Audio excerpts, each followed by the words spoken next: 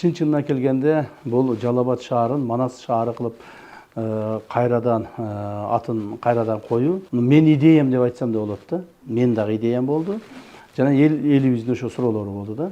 Себеби туура Жалал Абад шаарын атыны Манас кылып өзгөрткөндө кайсы бир деңгээлде элибиздин ошо Жалал Абад шаарынын башка эле шаарлардын деле бар жерлердин адамдардын ичтери ачышып атат.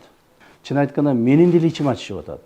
Менин деле ичим ачышып атат. Себеби баарыбыз ошо шаарда төрөлдүк, өстүк, чоңойдук, окудук дегендей ошол шаарда. Ошол шаарда бала чакабыз, тууган уругубуз жашайт. Баарыбыздын жүрөгүбүзгө, акылыбызга ошол Жалал Абад деген сөз сиңип калды да. Сиңип калды. Ошондуктан Жалал Абад шаарын өзгөртүп салуу, бир таптал өзгөртүп салуу бизге да чоочун болуп атат. Манас деген сөз, Манастын өзү ар бир кыргыздын жүрөгүндө. Ар бир кыргыздын жүрөгүндө Манас бар. Ар бир кыргыздын жүрөгүндө Жалал Абад жок. Ар бир кыргыздын жүрөгүндө Манас бар. Ошондуктан биз азыркы адамдарга, азыркы жашап аткандарга булар бир аз чоочу болуп көрүнүшү мүмкүн, бирок келечекте Манас шаарында төрөлүшөт, Манас шаарында өсүшөт, Манас болуп калат. Манас бул биздин кыргыз мамлекетинде жашаган элдердин, айрыкча кыргыздардын бул руху, духу. Так. Ушул Жалал Абад шаарын Манас деп аталып калышына мен сыймыктанам. Дагы бир жолу айтайын, мындан ары биз Манаска да көнөбүз. Кээ бирлер айтып атышпайбы? Ой, Манасты таласка койсо болот эле, таластыктарга берсе болот эле деп. Ай, Манас деген бул таластыктардыкы эмес. Манас бул кыргыздыкы. Манас бул кыргыздын духу, кыргыздын руху, кыргыздын келечеги жана кыргыздын өткөн тарыхы. Манас менен кыргыз болгон, мындан ары да ушундай болот. Туура Жалал Абад деле жаман шаар эмес болчу. Бирок Жалал Абад Индонезияда Жалал Абад, Жалал Абад Афганистанда бар Жалал Абад, Жалал Абад Пакистанда бар, Жалал Абад Индияда бар. Бирок Манас бир гана кыргызда бар да. Манас бир гана кыргызда бар. Дүйнө жүзүндө Манас деген шаар бир гана кыргызда бар. Мен ойлоймун, урматтуу президентибиз эң туура чечим кабыл алды. Туура чечим кабыл алды. Бул азыркыга эмес, келечек муундарга. Муну дагы бир 20-30 жылдан көрөсүңөр. 30 жыл өтөт, 20 жыл өтөт, 50 жыл өткөндөн кийин биздин азыркы жаш балдарыбыз чоңоюшат. Аны ошолор айтат, бизге рахмат айтат ошондо. Рахмат, туура эле ошону өзгөртүп коюшкан экен. Биз ошо ойдон калбастан мына Манас болуп калдык. Манас шаары болуп калдык деп сыймыктана турган убакыт келет.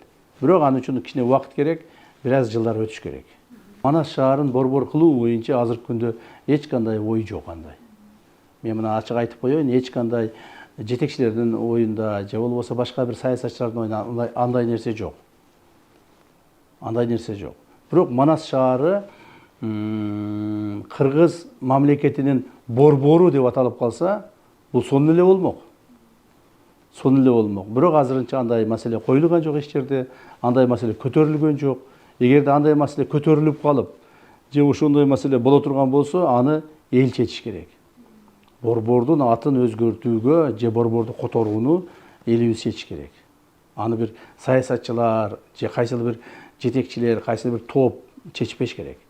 Аны элибиз чечиш керек. Аны үчүн Манас шаарын кыргыз мамлекетинин борбору кылууга макулсузбу деп референдум койсо элибиз чечип коет. Эл макул болсо коебуз. Эл макул болсо койбойбуз дегендей. Бирок бул маселе дагы азыр күн тартибинде жок.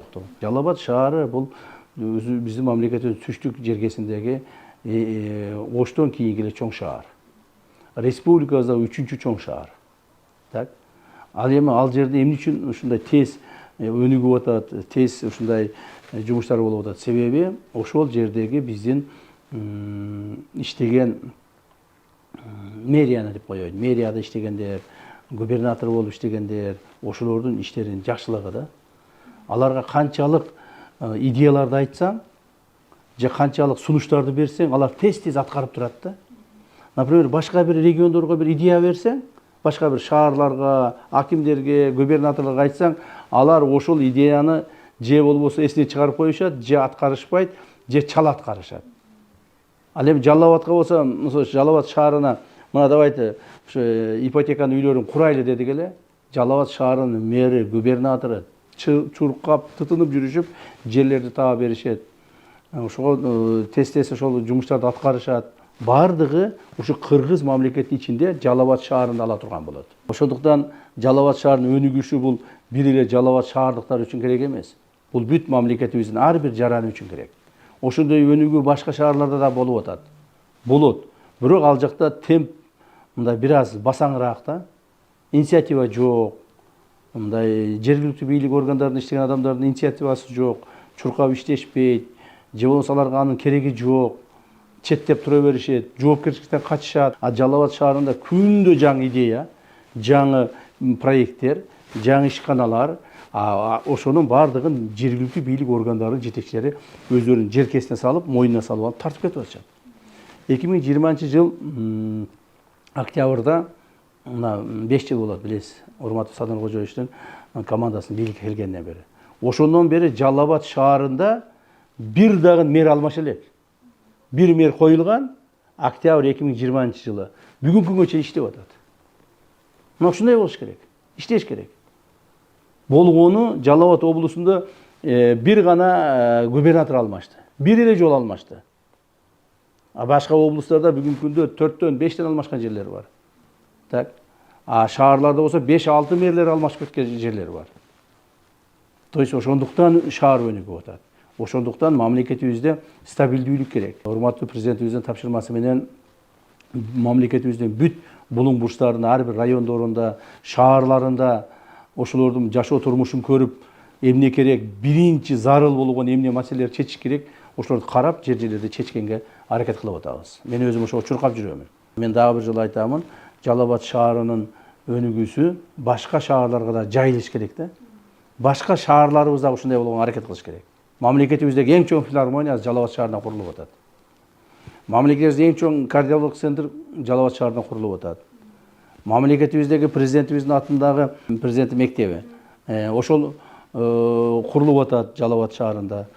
Жалал Абад шаарында эң чоң баягы дворец спорта тоже ошо курулуп атат. То есть булардын бардыгына жер керек, чуркаш керек, иштеш керек, акча керек. Ошо эмгек керек да, эмгек керек. Эмгек кылса эле өнүгө берет. Точно эле Жалал Абад шаарында мына азыр Токмок шаарына карап атабыз. Президентибиз тапшырма берди.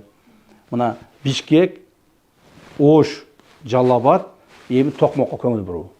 Токмок шаарын өнүктүрөйлү деп президентибиз тапшырманы койду. Ошондо мен Токмок шаарына өзүм мына 2 жолу барып келдим.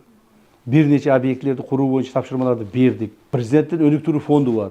Президенттин өнүктүрүү фондунан Токмок шаарын өнүктүрүү боюнча, Токмок шаарына жардам берүү боюнча атайын чоң суммадагы акча бөлүнүп берилди. Эми ошону азыр тез жергиликтүү бийликтегилер, ошо Токмок шаарынын мэри жана башкалар ошону освоить этип алса, тез эмдиги жылы дагы бөлүп беребиз. Так, аркы жыл дагы бөлүп беребиз. Ошентип отуруп 2-3 жылдын ичинде Токмоктогу Жалал Абадтан ким калбай калат? Каракол шаары өнүгүп атат. То есть бир эле Жалал Абад өнүгүп атат деген бул туура эмес. Анын үчүн иштеш керек. Өздөрү иштешпейт, анан оозун ачып карап отура берет. Ошол эле мына Кара Балтага миллиард бөлүп бердик. Эмне кылды? Миллиардды төгүп чачып жок кылышты. Эч кандай пайда жок. Ошол эле Токмок шаарына миллиард сом бөлүп бердик. Эмне кылды? Төгүп чачып жок кылышты. Мына көрдүңүзбү? Ошол эле мезгилде Жалал Абад шаарына мындан 3 жыл алдын миллиард сом бөлүп бердик эле. Бүт бардыгын керектүү жактарга иштетип, шаардын жолдорун оңдоп, сууларын оңдоп, тимире чыкытып алышты. Булар жакшы иштейт экен деп туруп, 2-нчи жыл андан 1 миллиард эмес, уже 2 миллиард бөлүп бердик. Быйылкы жылга болсо Жалал Абад шаарынын өзүнө эле 5 миллиардтай акча бөлүп бердик. Иштеген адамдарга бөлүп бере беребиз. Кара Балта эгерде миллиард сомду жеп койсо, ага эмне үчүн дагы бөлүшүбүз керек? Ошо Кара Балта шаарынын мэри азыр мына түрмөдө отурат. Токмок шаарынын мэри түрмөдө отурат. Токмок шаарына эми азыр жакшы мэрди алып келип койдук. Ошо менен өнүгөбүз деген бир оюбуз бар да. Кудай буйрса, ошого кичине бир үмүт бар. Кара Балта шаарына азыркыга чейин жакшы бир мен иштейм ошол жерде. Мен ошол жерде бир Кара Балта шаарын өнүктүрөм. Мамлекет бөлүп берген акчаны жебей, ичпей шаарга иштетем деген бир жакшы кадр жок.